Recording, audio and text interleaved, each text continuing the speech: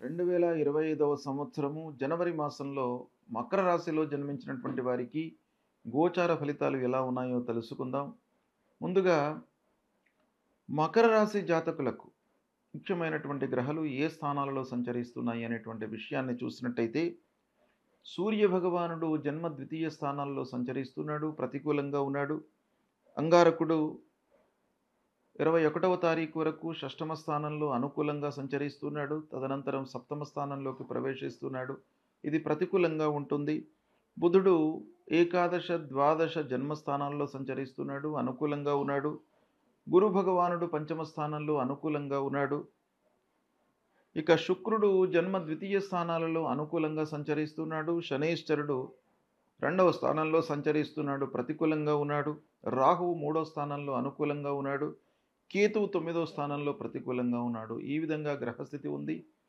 ఓవరాల్గా మనం చూసినట్టయితే మకర రాశి వారికి గురువు, శుక్రుడు, బుధుడు, రాహువు అనుకూలంగా ఉన్నారు కాబట్టి ఓవరాల్గా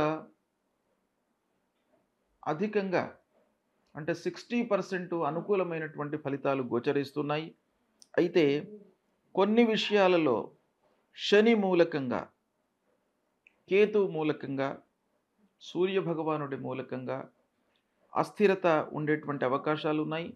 ఆదాయంలో కొంత అస్థిరత గోచరిస్తుంది కాబట్టి దీన్ని మీరు జాగ్రత్తగా చూసుకున్నట్టయితే ఆ నిలకడగా ఉండే పరిస్థితిని మీరు క్రియేట్ చేసుకోగలుగుతారు.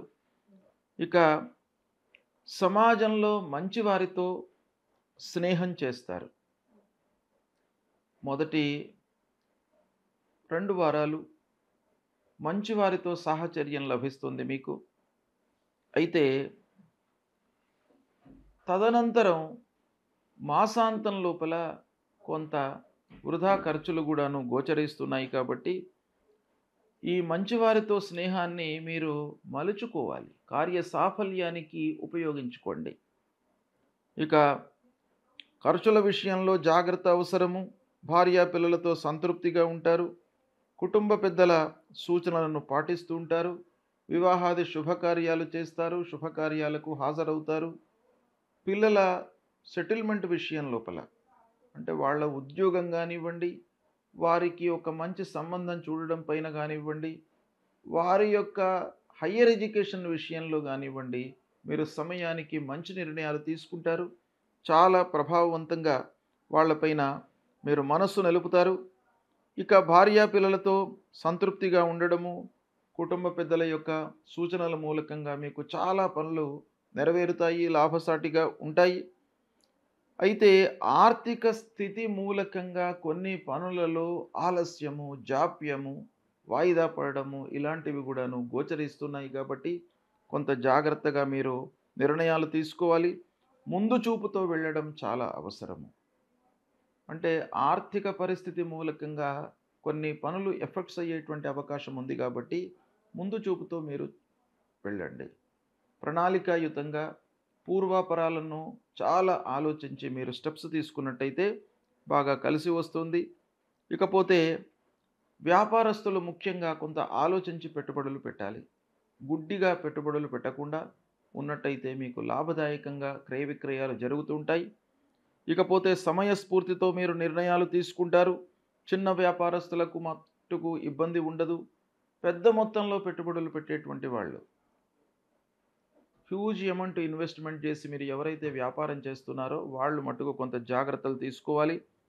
ఈ నెలలో చాలా విషయాలపై ప్రభావం చూయించేటువంటి గ్రహాలు మీకు అనుకూలంగానే ఉన్నాయి కాబట్టి కొంత జాగ్రత్తగా మీరు తీసుకున్నట్టయితే మీకు సత్ఫలితాలు కలుగుతాయి. ఇకపోతే ప్రతి విషయంలోనూ 1కి 4 సార్లు ఆలోచించండి. నిర్ణయాలు తీసుకునే ముందు అనుభవజ్ఞుల యొక్క సహాయ సహకారాలు తీసుకోండి. దగ్గరి వాళ్లతో మీరు చర్చించండి, సత్ఫలితాలను పొందుతారు. కాంట్రాక్టర్లకు సజావుగానే జరుగుతుంది వ్యవహారం.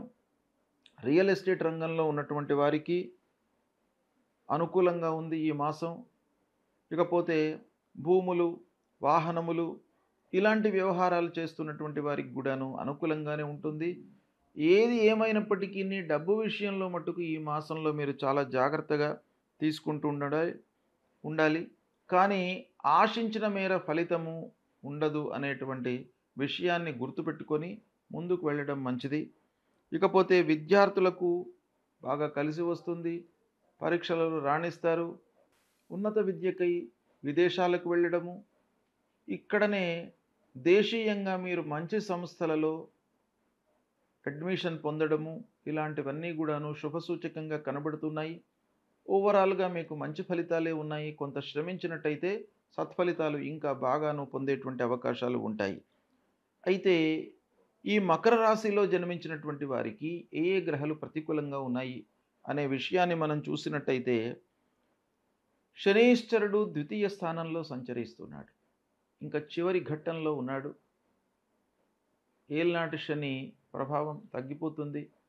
ఈ జనవరి, ఫిబ్రవరి, మార్చి లోపల వెళ్ళిపోతున్నాడు గనుక, ఈ వెళ్ళే ముందు కొన్ని మంచి పనులు, స్థిరమైనటువంటి పనులు చేసే అవకాశం కూడాను ఉంటుంది.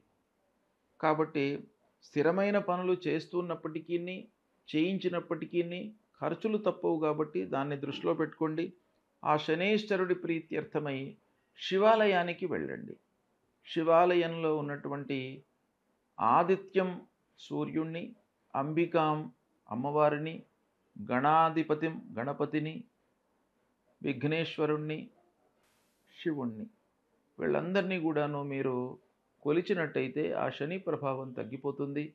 ప్రతినిత్యం కూడాను నీలాంజన సమాభాసం రవిపుత్రం మహాగ్రహం ఛాయా మార్తాండ సంభూతం తం నమామి శనైశ్చరం అనేటువంటి మూలమంత్రాన్ని చదువుకున్నట్టయితే ఆ శని భగవానుడి యొక్క అనుగ్రహం లభిస్తుంది. నవగ్రహ స్తోత్ర పారాయణం చేసుకోండి. నవగ్రహాల లోపల దక్షిణ భాగంలో ఉన్నటువంటి ఆ శనైశ్వరుడి పైన నువ్వుల నూనెతో అభిషేకం చేయండి.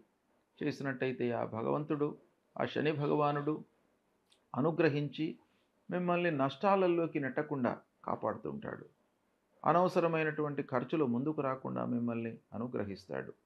ఇక అదృష్టము కలిసి రావడానికి ముఖ్యంగా సూర్యనారాయణుణ్ణి, విఘ్నేశ్వరుణ్ణి పూజించండి. తద్వారా ఏమవుతుంది, మీరు ఎంత ఎఫర్ట్స్ పెట్టినప్పటికీ, ఎంత కష్టపడినప్పటికీ ఒక 1% అయినా కూడాను ఆ భగవంతుడి యొక్క అనుగ్రహము తప్పకుండా కావాలి మనిషికి. కాబట్టి ఆ రూపంలో ఆ భగవంతుడు మిమ్మల్ని అనుగ్రహిస్తాడు కాబట్టి విఘ్నేశ్వరుణ్ణి, సూర్యుణ్ణి పూజించండి తప్పకుండా. మీకు అన్ని రకాలుగా శుభ ఫలితాలు కలుగుతాయి. శుభం.